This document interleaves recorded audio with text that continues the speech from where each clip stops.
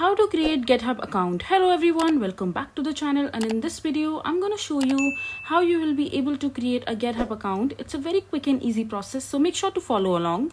So first of all, just open your browser and on the search bar just search for github.com and you will be landed to the official website of GitHub, and after that you have to click on the sign up button from the top right. As you can see that it has quite unique interface and a very different looking background as well, which is quite unique. Now it says that welcome to GitHub and let's begin the adventure, and now you have to enter your email address and then click on continue, and now you have to create a password and then click on continue again, and after that you have to enter a username, and once you enter your username just click on continue.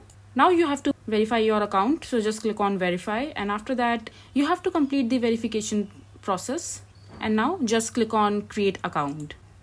Now you have to enter the code on the email address that you have mentioned while creating an account. And now you can personalize your experience with GitHub while answering these questions asked right here on the right hand side.